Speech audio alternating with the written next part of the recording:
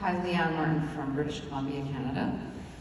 I'm interested in the generative AI for healthcare decision-making patient tools in terms of asking system questions.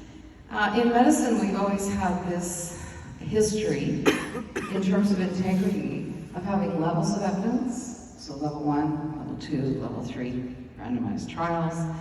I'm just wondering how that works out in the generative AI, because there's so much out there on the web. I think we could use, let's say, how do you protect against COVID as an example, where you would get so many answers out there if the generative AI was looking at everything that's out there on the web. So I just wondered if you can give any comment on how that's handled.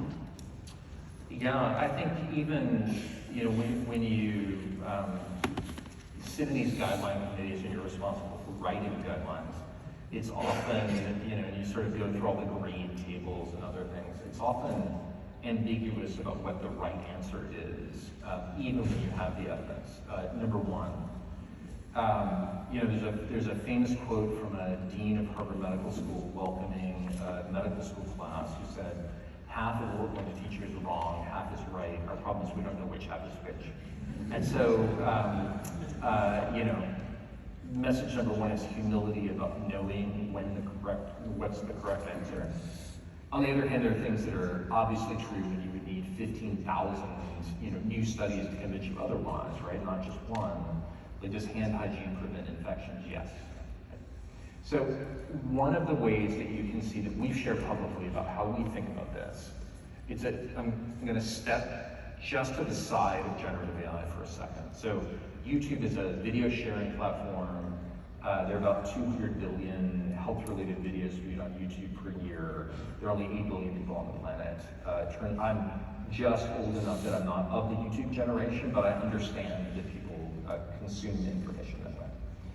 We worked with the National Academy of Medicine, the World Health Organization, and the Academy of World Medical Colleges, and then subsequently with the Council for Medical Specialty Societies, on having them define what are the principles by which you would tell if a source of information is credible or not credible. And they said things like, if there is existing third-party vetting, like a physician gets licensed or a hospital is accredited to provide things, that those are likely to have better quality information, even if you can't tell at the individual video level. And so in 14 countries today, if you go on YouTube and you search for the most common queries, you'll see a thing at the top that says from health sources, and it will, you have to meet the National Academy of Medicine and the WHO criteria to be eligible to be in there.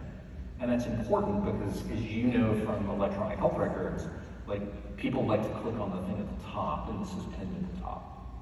And so one way that people are thinking about it is source credibility, in addition to all the things that we've talked about.